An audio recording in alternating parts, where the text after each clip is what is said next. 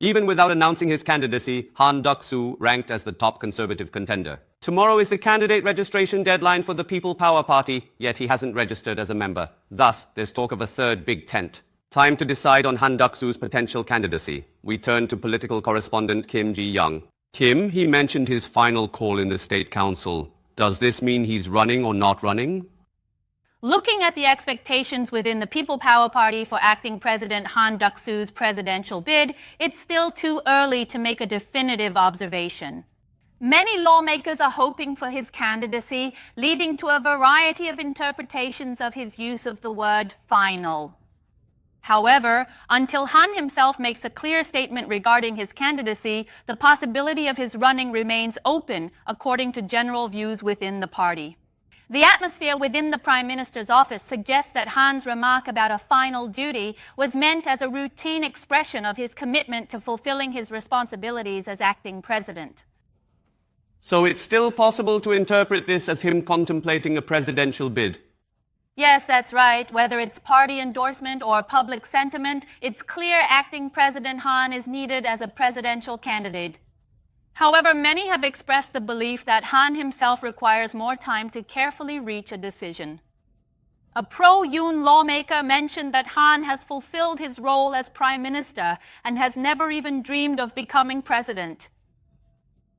A close aide to Han mentioned that intense public demand for a regime change and strong opposition from his family are contributing factors to his predicament.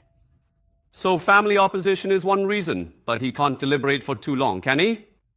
And amidst all this, the party leadership has issued a strong warning. How should we interpret this? Well, the People Power Party's primary election is in full swing, and this seems to be a key consideration for the leadership. The leadership has expressed growing concern that if non-primary participants keep endorsing Han, it could potentially discourage and demoralize those who are competing earnestly in the primary election process.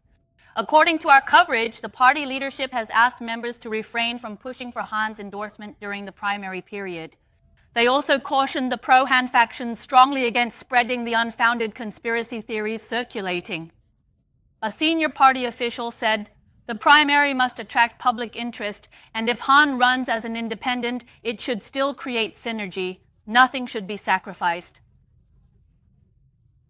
Absolutely nothing must fail in this crucial moment. It appears they want both the primary election to succeed and for Han to run as an independent too. Does that clarify the big tent concept we're seeing? Yes, that's right. The People Power Party is discussing a big tent scenario involving a coalition of moderate conservatives against Lee Jae-myung's faction. Essentially, the main objective we have is for the People Power Party's candidate to join forces with Han, who will be running independently, to unify and create a coalition made up of all of the primary participants. Of course, the unified candidate would be Han. However, Hong Jun-pyo, a People Power Party primary candidate, dismissed the big tent idea outright. The winner of the primary needs to build a big tent that includes both conservatives and moderates to stop the Lee Jae-myung administration. It's going to be tough to stop the Lee Jae-myung administration. Yoo Seung-min and Oh Se-hoon are part of our party, and acting Prime Minister Han Duck-soo probably doesn't need to be included in that.